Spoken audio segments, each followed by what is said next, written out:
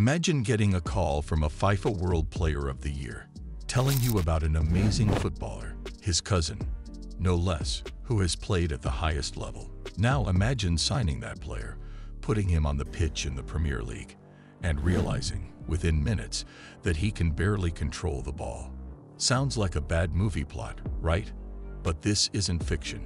It's the unbelievable true story of Ali Dia, the man who tricked his way into the biggest league in the world and became football's greatest imposter. How did this happen? How did a player with no professional track record end up playing in England's top division? And most importantly, how long did it take for the world to figure out he was a fraud? Let's dive into football's most ridiculous hoax. The deceptive call. The year was 1996, and Southampton was in the middle of a tough Premier League season. Their manager at the time, Graham Souness, a man known for his tough personality, received an unexpected phone call. The voice on the other end claimed to be none other than George Weah, the reigning FIFA World Player of the Year and one of the biggest names in football at the time. Weah told Souness that his cousin, Ali Dia, was an exceptional footballer.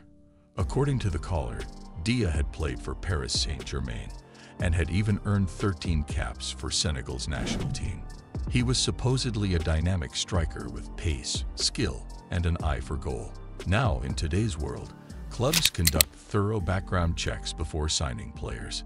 But back then, if a football icon like Weah personally recommended someone, managers tended to listen.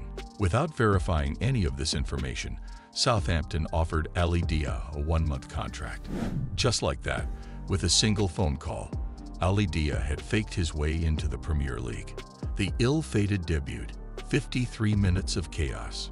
2 days after signing, Ali Dia was unexpectedly thrown into action against Leeds United after Matt Le Tissier's injury.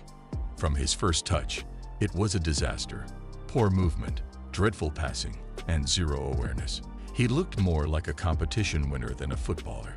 Even Le Tissier later said he was like Bambi on ice. It got so bad that Souness subbed him off after just 53 minutes, a rare humiliation in football. Southampton lost 2-0. And with that, Dia's Premier League career was over. The aftermath. Football's greatest hoax exposed. Southampton quickly realized they had been scammed. The media uncovered the truth. Ali Dia had never played for PSG, never represented Senegal, and had no real credentials. The so-called George Weah who vouched for him. Fake, possibly an accomplice, or even Dia himself.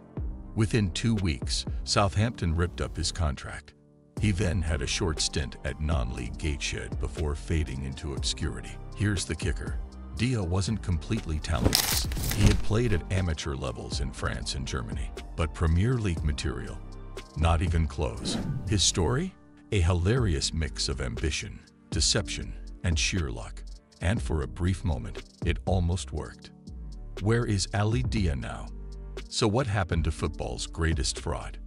After his brief, disastrous football career, Ali Dia took an entirely different path. He reportedly went back to university and studied business. Since then, he has largely stayed out of the public eye, avoiding interviews and media attention. Many believe he simply cashed in on his 15 minutes of fame and quietly moved on. Others think he was just a dreamer who took a ridiculous gamble and got caught. Either way, his name is now legendary in football circles. Ali Dia's Premier League career lasted less than an hour, but his legacy has lasted decades. He is the poster boy for one of football's most unbelievable hoaxes, a cautionary tale that still makes managers laugh and cringe today. But here's the real question. Was Ali Dia a genius for pulling off this trick, or was Southampton just embarrassingly careless for falling for it? Let us know in the comments. If you enjoyed this incredible football story, make sure to like this video, subscribe, and hit the notification bell so you don't miss more insane sports stories like this one. Thanks for watching, and we'll see you in the next one.